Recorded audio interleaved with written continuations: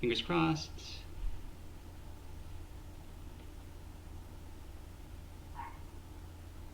So, okay, we are live. Hello, everyone, and welcome to the Peoria Riverfront Museum Virtual Museum. I am Renee Kerrigan, the Planetarium Director here, and with me we have special guest Patricia Moore from the NASA's Artemis Program Communication Team, and she's going to be telling us all about the ambitious goal to be getting humans back to the moon by the year 2024 with the Artemis program, the first woman and the next man on the surface of the moon, as well as my coworker and planetarium educator, Kyle Denny. So we're all excited to talk about the Artemis program today. Please, if you have any questions for Patricia, just let us know. Put a comment in the feed or send us a message and we will make sure to get your questions answered. But let's go ahead and get started. Patricia, thank you for being here with us. You're very welcome. I'm excited to hang out with you guys this evening. So again, my name is Patricia Moore, and I work at the Johnson Space Center, which is in Houston, Texas. NASA has 10 different NASA centers all over the U.S., and Johnson Space Center is home to the astronauts, astronaut training, mission control, and I've worked at NASA for a little over 10 years now. And so I'm going to start to tell you a little bit about me and my background. I'm one of those untraditional NASA employees that are not a scientist, an engineer, or an astronaut. And so it might be interesting to hear that there are lots of other types of jobs at NASA besides those STEM careers. And then after a few pictures of me doing fun things at NASA, I will talk about the Artemis program and walk through some video and some images, tell you all about it. And if you have any questions, just type them in, and I'm happy to answer anything you want to know. And if I don't know the answer, I'll try to look it up really quick. And if I can't do it then we'll address it later on. All right. So I started my space journey when I was in college. So this is a picture of me and my husband in 2001. I started working at Space Center Houston, our visitor center for Johnson Space Center, when I was 19. And it's kind of like a museum. So it's kind of a museum for NASA. And I worked in their education office. I wanted to be a teacher. So I thought, hey, this would be a great place to work, right? To get some experience. And I fell in love with space. I didn't care about space before college. I could have cared less about any of my science classes. But once I got the taste of working in the museum, I fell in love and ended up staying there for 10 years. So at the end of my career at managing programs and working at the visitor center, a friend of mine who worked across the street at Johnson Space Center told me about an available job. And so I was really lucky to apply and was accepted to be a part of their digital learning network, which a while ago it's been canceled for a while. But during that time, we spent our days teaching science lessons to students all across the United States and even the world, and that was a lot of fun. And we got the opportunity to work with astronauts while they were doing mock missions in habitats and do a lot of public affair events and really communicating all the fun things NASA does virtually. The coolest thing I've done at NASA so far is float in the reduced gravity plane. I would have never thought in a million years I'd ever get to float. It was a really cool opportunity where we had a group of teachers doing experiments on the Vomit Comet, or the reduced gravity aircraft, and they needed some videos filmed for NASA. And so I was on camera and taught students about Newton's laws of motion, and it was super fun. And I don't think I'll be able to ever do anything that will top that. So I'll never go to space. I'm not an astronaut, but I got to float like an astronaut for several 20-second intervals, and that was super fun. So I worked for the education office there for about 5 years or so, and then for the last 6 years, I kind of switched departments and moved from the STEM engagement education office to the communication and public affairs group. And so now I work as part of the Artemis communication team, and I do virtual events with museums, but I also do in-person events and then help museums and science centers gain access to all the different NASA resources and curriculum and content out there. So with that, I'll just jump right into Artemis. So Artemis is the name of the new human exploration program to the moon. And if you think back to Greek mythology, Artemis is the twin sister of Apollo. So it's the perfect name for our new moon missions, right? Our new lunar missions. And this time when we go to the moon, we're going to stay. We want to create a permanent presence, a sustainable presence in and around the moon. And we're going with women and men. So that's super exciting for all of our young ladies and our women out there who maybe watched in person, TV during the lunar landing, or later on in life, watch the replay. But now it's exciting to know that we'll have our first woman on the surface of the moon in 2024. So if someone asks, why, I'm sure somebody's thinking it right now, why are we going back to the moon? Why is that even important? Well, you get a different answer depending on who you ask at NASA.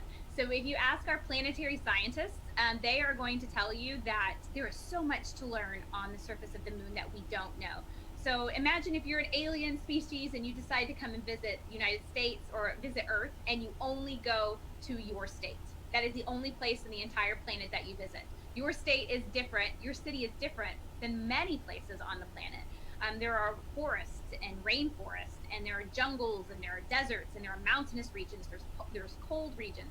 So we don't know much about the moon. We've only landed in the equatorial area, and so there's so much to learn in other areas. And so besides studying the moon, we're able to study our solar system and look out into the sky, into space, without the interference of an atmosphere. We can study the history of the sun by the different types of radiation and the types of radioactive isotopes that may be in the lunar regolith. So there's a lot of really cool science to be done. If you ask someone on my team, on the human spaceflight side, they will say the moon is a perfect place to test for future Mars missions, to learn and to prove our capability. So that means our spacesuits, our rovers, our landing systems, or how do we take resources on the moon like water and turn it into water that we can drink, and oxygen that we can breathe, and even potentially rocket fuel. How do we 3D print using lunar regolith and maybe create habitats or structures using different materials and along with the moon dirt? So there's so many things that we want to test out, and the Artemis program is all about preparing us for future Mars missions. Now, when we return to the moon, we're going to the South Pole region, and the main reason we are interested in this area is because we know that there's water, ice, and permanently shadowed craters. So here's just one crater of interest, the Shackleton crater, and this is a map of Washington, D.C. on top, so you can kind of get an idea of just how large it is. And I've got a video that I'll play of from the Lunar Reconnaissance Orbiter. So here's Shackleton crater right here, and you can see that there are areas of this crater and several others in this region that never get any sunlight. This is a year-long, video that shows all the seasons, and we know that there's water, ice in some of these craters. Now, when I play it again, watch the rims of the craters. Look how much sunlight there is. So even though that there's lots of shade, we also need a place where there's sunlight, because we're going to depend on solar panels, and our astronauts need to be able to see. So we're going to be able to work better in the sunlight. And so the South Pole has lots of sunlight, and it also has water in these shadowed areas. So that's why we're going there first, or next, really. When we plan missions to space with humans, there's a lot of things that we have to consider. And so we have a saying at NASA that the mission needs to drive the design of the rocket, the design of the spacecraft, the design of whatever you're building. And if your destination is to go to the space station in low Earth orbit, that's only 250 miles away. It's not far at all. Your orbital speed to maintain an orbit around the Earth is 17,500 miles an hour, and it only takes a few hours to come home if there's an emergency. And we've got really impressive heat shields that we've been using for years, great technology that can get us home as we hit the Earth's atmosphere and with temperatures around 3,000 degrees. We've been doing it for a while, and we've got several rockets and spacecrafts in our inventory that we can use. Now, when we want to go to deep space, to the moon or Mars, we don't have any spacecrafts or rockets that are capable of safely sending humans to these destinations. And it's farther away. We're talking about days to the moon, now months to Mars. And now your speed is even faster. You're going anywhere between 25 to almost 27,000 miles an hour. Your reentry heat is incredibly hot, so you need even more robust heat shields. So basically what I'm trying to get at is you have to create a design. You have to design a rocket and a spacecraft that's capable of these more challenging scenarios and these challenging situations. So the Space Launch System is the rocket that NASA is building right now to meet those challenges, to be that deep space rocket. And it is similar in a lot of ways to the Saturn V, and it's also kind of similar to the Space Shuttle. So when you look at this graphic, you can see the Space Shuttle and the Saturn V on either side of the Space Launch System.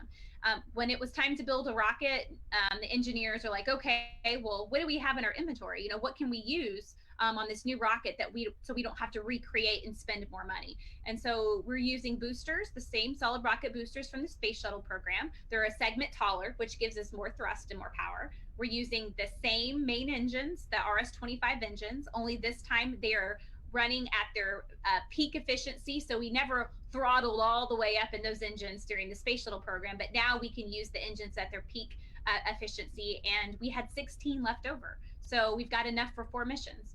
And so we had some pieces that we were able to use from the past, and then of course we built a lot of new things as well. So the Space Launch System will be more powerful than Saturn V. This first one that you see here, the Block 1, will be used for our Artemis I missions. And then Block 2 has an even bigger secondary area at the top to have room for even more payload and supplies and like rovers and habitats and things like that we would need. So the SLS is almost finished. Its last series of tests will take place in this October, so just a few months away, at Stennis Space Center, which is in Mississippi. And this is an image of the core stage being strapped into a test stand. And we're going to fire all 4 of those engines at the same time, but we're going to strap the whole thing down. So instead of it launching, we're going to try to keep it in place. And that will be the first time we fired all 4 engines at the same time. So we've fired one at a time many times over the years, but now we're going to try all 4. And then once that's done, we'll ship it off to Kennedy Space Center. And that's really the last piece we're waiting on before we can start assembling the vehicle. So the Orion spacecraft is the part that the astronauts sit in. So this is on top of the Space Launch System. And if you look at it, you're probably thinking, wow, that looks a lot like Apollo. Well, it does look a lot alike, but other than the way it looks, there's hardly anything the same.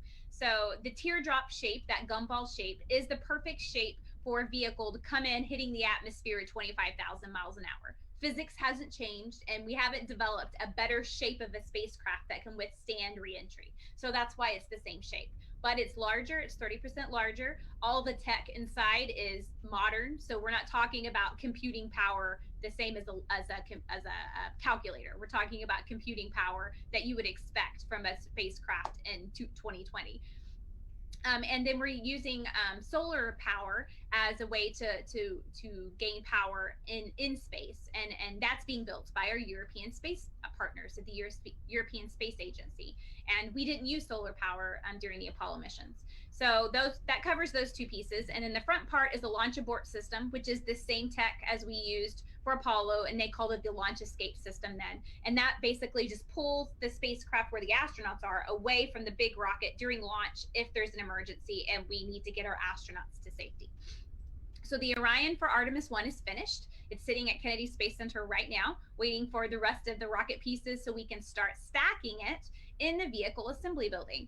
So this is one of the coolest places at NASA. This building is massive. It's so tall you can stack and assemble a rocket straight up and then drive it right out on the mobile launcher. And that's what we do. We will stack and assemble the rocket and the Orion on that mobile launcher inside that building, and then drive it out 1 mile an hour to the launch pad area way out there.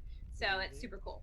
And then the Kennedy Space Center team is also responsible for the recovery. So Orion lands in the Pacific Ocean after the mission's over with, and then the NASA team from Kennedy along with the Navy will go out and retrieve it. So I'm going to kind of walk you through what to expect for our Artemis I mission. All right, so this first mission will happen in 2021, so we're about a year away. Once we get all the pieces to Kennedy, usually we can stack it and get it ready in about 9 months. So I'm very confident we can get this done at the end of 2021, unless something else major happens in the world. Not another pandemic, I hope. All right, so when we're ready to get it ready for launch, one of the first things that we do is we fill the tanks with liquid hydrogen and liquid oxygen. And that takes place about 10 minutes before launch.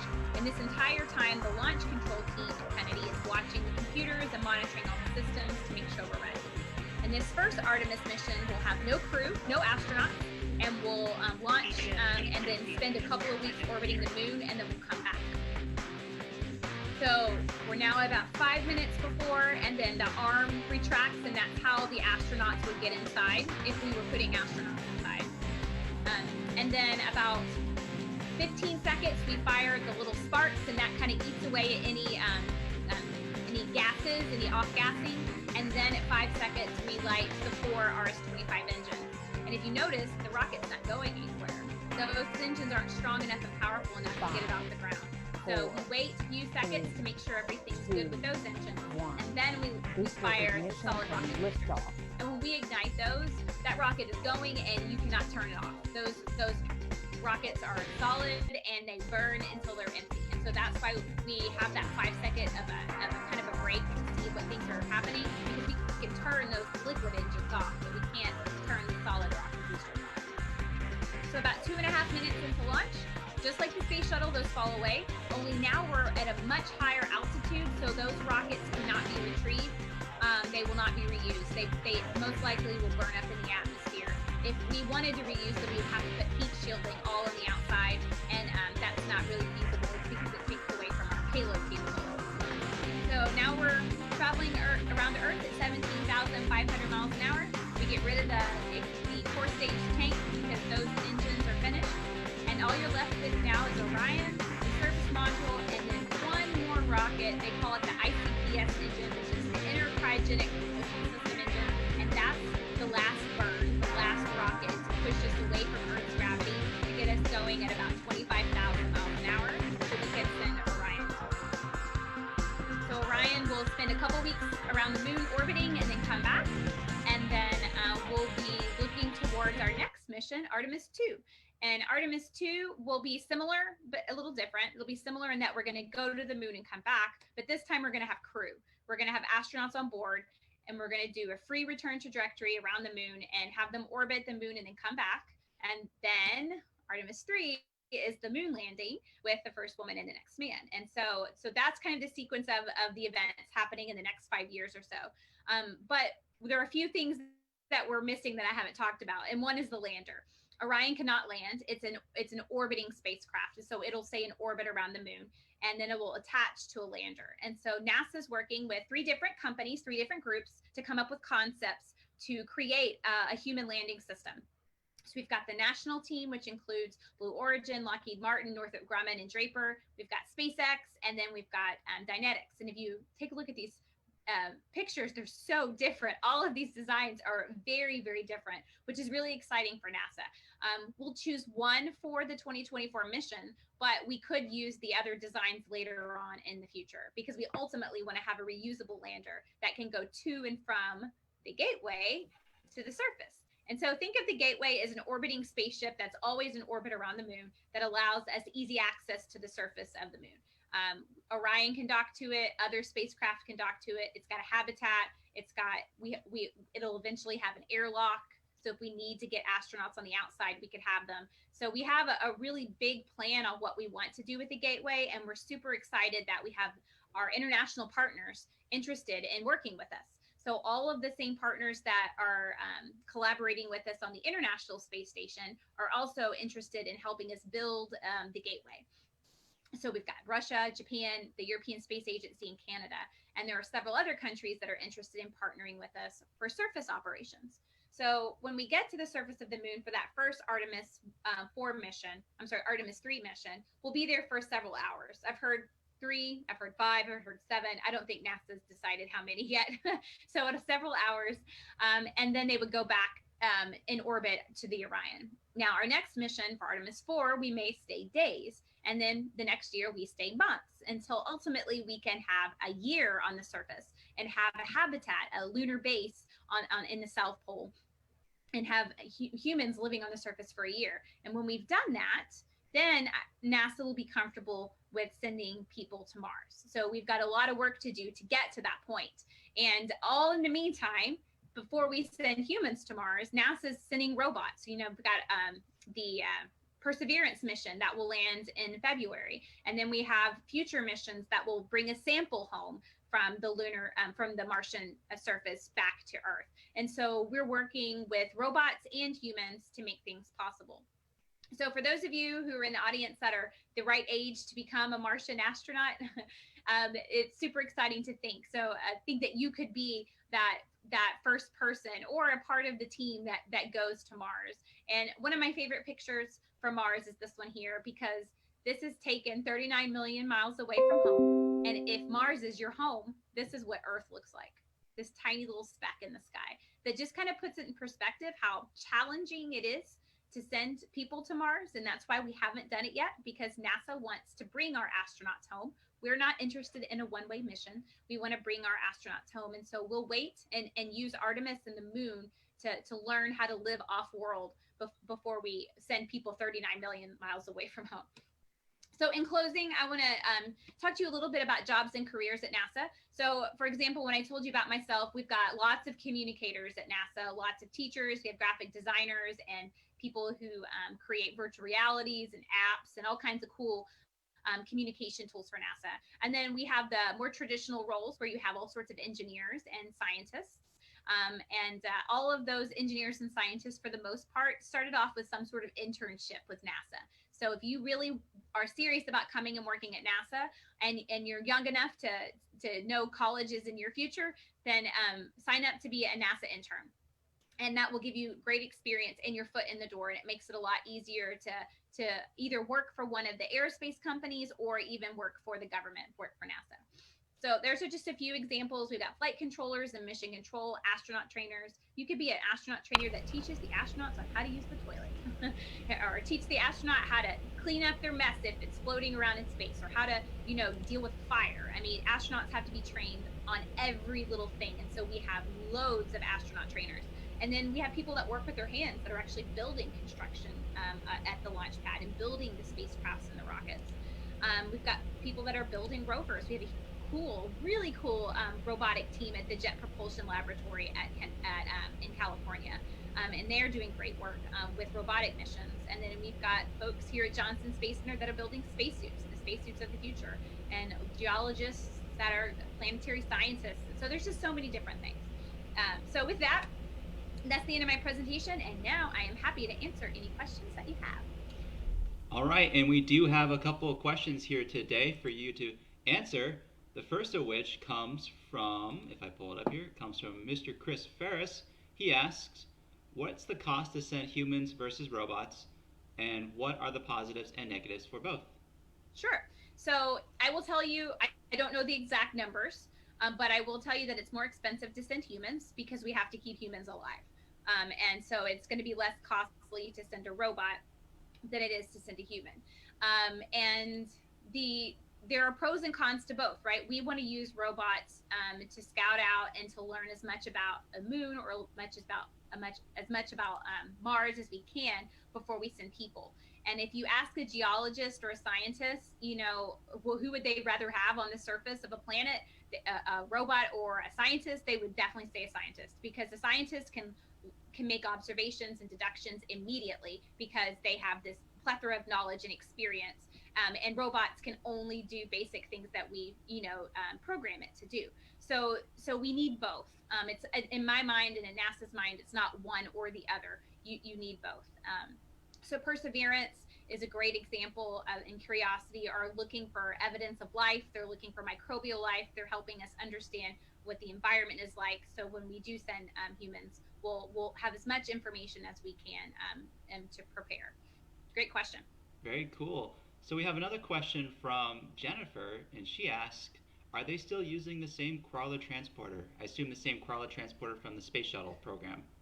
Yeah, and there was the same crawler transport for the Saturn V too. So yes, but it's all been updated and modified to be able to hold the weight of the Space Launch System. But yes, they've modified one, and they're planning on modifying another too. So they'll have two in their inventory. I noticed you were showing the video of the steps of the Artemis missions that are coming up. How much nostalgia it brings back for me for the Apollo program, which is a little ironic for me to say because I wasn't alive for the Apollo program, but we spent so much time teaching about it last year at the museum with the 50th anniversary of the Apollo 11 mission. We had a whole exhibition that I curated called Moon, all about Apollo and the moon and our science of it. So I think a lot of folks will be excited for the Artemis program. It's going to be so exciting in its own right, but it's also going to bring back so many happy, exciting memories of the Apollo program, just with the technology looking similar as well. Yeah, and right now there are a lot of folks ask, well, why can't we get to the moon faster or Mars faster? Well, there hasn't been rocket designs that are safe and tried and true, designs to make things go faster. So we're still using liquid propulsion. We're using similar engines. They're better and they're more efficient and they're safer, but a lot of the technology is the same, just improved over the years. And so maybe by the time I'm an old lady, I'll see people launching like on nuclear rockets. I mean, so there's all kinds of new things that are being tested and developed, but it will look a lot like Apollo, and it will be in a lot of the systems and the way we plan our missions is similar because they did it so well. So there's no reason to reinvent the wheel and change things that don't need to be changed. You change and you update as you need, but if it's good and it works, then you keep going. Very cool. So we have another question here from John, and you kind of touched on this a little bit in your presentation, but he asks, the SpaceX website says that their goal is to reach the moon in 2023. How is this effort coordinated with NASA? So SpaceX is contracted by NASA to do certain things, like you have the DM2 mission. So NASA pays them to build a rocket and a spacecraft and take our astronauts to the space station. And NASA is also paying them to create a lander. And then in addition to the things that NASA pays them to do, they are their own company and their own entity, and they can go out and do whatever they want. So Blue Origin has the lander and they have goals of sending space tourists into space, and NASA doesn't get in the way of that. We're the federal government, and of course there's going to be basic guidelines and safety measures that the United States puts in place for all these companies. But we're excited, and there's a lot of interest in space, and if SpaceX gets there in 2023, NASA's not opposed to purchasing services from SpaceX, like we're doing right now. And we want that industry to grow because the more it grows and the more options NASA has, the cheaper it is for the American public, and the more often we can get to space. Great question. Cool. Awesome answer. So we have another question from Gary, and Gary asks, what are the plans of resourcing the moon? So right now, we're not looking to mine the moon and make loads of money, right? That's not the focus of NASA, but we do want to use the resources on the moon to make life easier.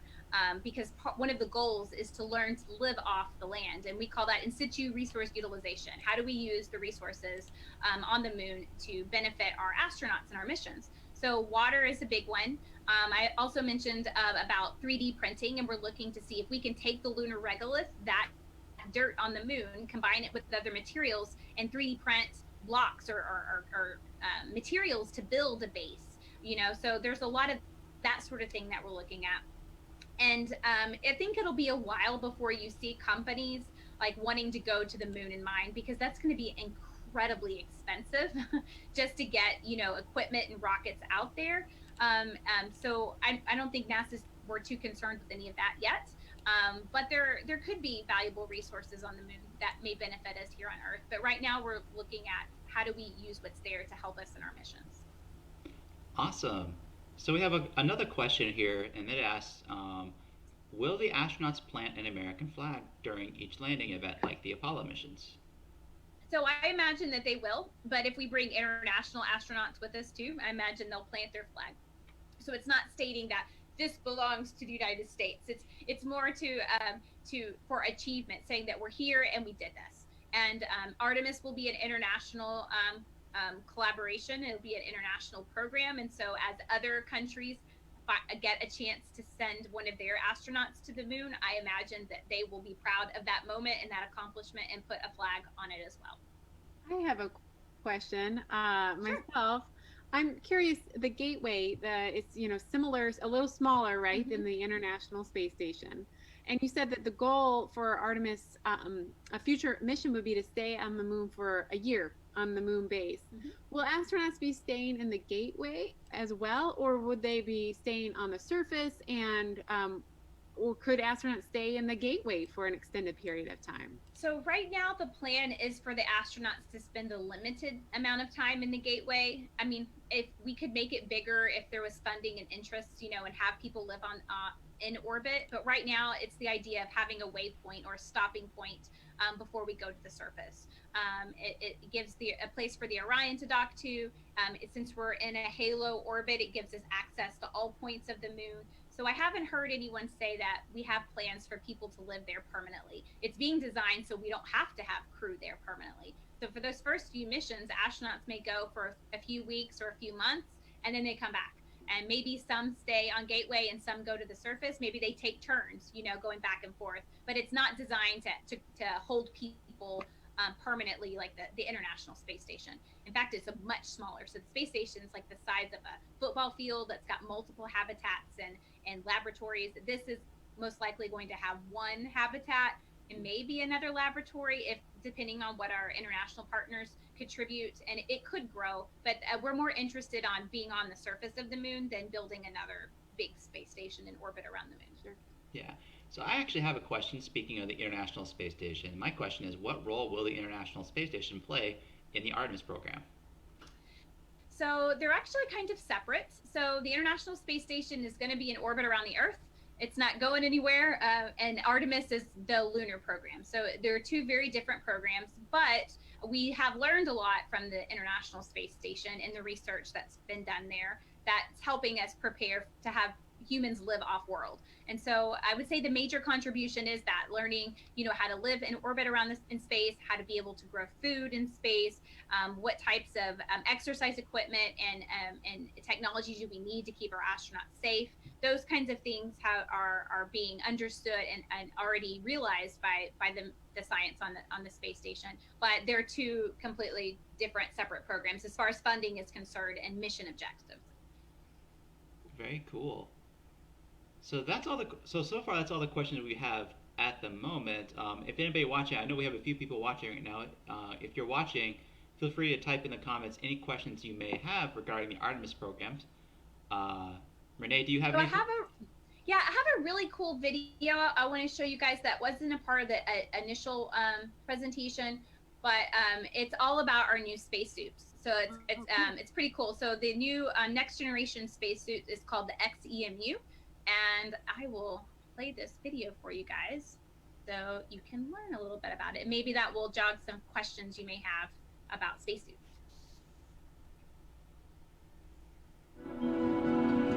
Moonwalkers, working in 1/6 Earth's gravity, will need spacesuits that let them use their hands and feet, walking to destinations and bending and reaching as they explore. For this new type of work, NASA has been testing prototype planetary suits, culminating in a new suit design, the XEMU. The XEMU is Exploration Extravehicular Activity Mobility Unit. So it's an exploration spacesuit. So it's a spacesuit that you're going to use as we move forward on Gateway missions and on the lunar missions with Artemis. And then we're using all that to test the suits you would want to use to go to Mars in. So eventually you're going to have to be very independent and very confident in your hardware when you go and do a mission that far away from Earth. The new suits, the planetary walking suits we're working in now, we really hope to provide improved mobility and comfort along with reduced injury potential. And really, like I said, provide the best tool to the crew member that we can provide. Then we want to be able to provide them the ability to kneel down and pick up a rock, like they're going to want to do in their geology science that they're working on. We want this to be a very reliable and durable suit so they can use it day after day in a dusty environment and not have to do a lot of maintenance with it while they're needing to do their mission. So there's a lot of those kinds of aspects that go into improving the suit that we're going to provide for the lunar missions.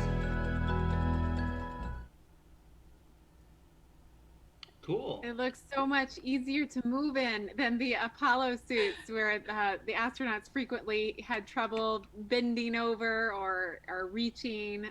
Looks much improved. Yeah, and speaking of that, that's like the next video that I have. I would love to show the kids what it looked like to walk on the moon and how much trouble the astronauts had.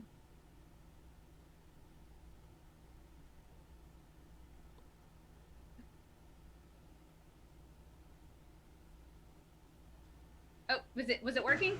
It's working now, yes. Oh, okay, good. All right, thanks. Okay. We see that one went all the way in. Not quite. It's so hard. Those suits were not designed for mobility at all. Right, yeah. They just wanted those astronauts safe and pressurized. They weren't designed. Bob, I tell you, this central station's a bear. Very good level. Well, I just got dust on it now. Okay, we copy that, Tom. Yeah, sure not. I mean, the material is not white. It's just the same as it, rat. So I love showing that one too, because it just really shows how hard it is to move around. And now these new spacesuits are going to allow the astronauts to be able to bend, and their backpack won't be as heavy. Their life support system won't be as heavy as what we had in the 60s and 70s. So we have another question from John, and he asks about that. Is the plan for living quarters on the moon to be on the surface or underground? It could be both. That's a really great question. So there may be surface habitats, but NASA's definitely interested in having below ground habitats, maybe in some of the lava tunnels, the lava tubes, because there was a volcanic activity on the moon, and we may be able to find a place that has some old lava tubes, perhaps. Same thing for Mars. That would solve a lot of our radiation worries. That would help shield the astronauts from radiation, because there's no magic material that protects us from the sun. We can help mitigate it. There are vests that we're going to test out in Artemis I that we're going to have on the spacecraft to test, and then we have heard really interesting concepts about having water as an in-between between the outside of the spacecraft habitat and then having water run through the center, because that helps with radiation more than really any other material out there. But that's a huge concern, because we're not going to be protected by the magnetosphere like the space station astronauts are. We get the full brunt of the sun, and the longer you're out there, the more damage that can happen. So yeah, great point. All right, great question. So Renee, do you have anything else any other questions you'd like to ask? I just a personal question. I was curious, Patricia, if you're going to be there for that last rocket test in October when the 4 rockets are tested. So as of right now, we actually was in a meeting about that today. Before COVID, the answer would have been yes. Now COVID, the number of people they're allowing on site is incredibly small. So it's mostly VIPs and a handful of media. So if I'm there, I'll be at the visitor center. We're talking about doing some in-car, maybe, drive-through kind of experience for people to do in their cars and to watch and experience the test, because we'll feel it. I mean, that whole area is going to vibrate, and it's going to feel like an earthquake, for 8 minutes. It's going to be really cool. But I don't know if I'll be there. I may be doing virtual things like this. So we'll see. Before COVID, the answer would have been yes, and so now I may miss out. But I will be there for that launch in a year, no matter what. I will be there for that Artemis I launch. And the last thing I wanted to ask you is, I always like asking how you shared a little bit of your story about how you got involved with NASA, that you weren't really interested in space until you were in college. So for young people who might be looking for their passion or for figuring out what their path forward would be, what advice do you have for finding that inspiration? Yeah, that's really great. So you just never know what life's going to throw at you. And so one of my biggest advice is to don't be afraid to try new things. And if someone offers you a job, or if someone offers you an opportunity, or your friend says, hey, I've got this really cool club, science club, or maybe it's music and art, whatever it is, don't be afraid to get out of your comfort zone and to try something that might be more difficult, or maybe something that you don't like. I'm going to be honest, I didn't like science in high school. I wanted to be a singer. I took as many choir classes as I could. And then I decided I wanted to be a teacher, but I didn't want to teach science. I wanted to teach, reading or something else. And my friend said, hey, you should work at Space Center Houston. You could get teaching experience there. And I'm like, this is space. And I was like, oh, well, I'll try it out. And I loved it. I would have never thought.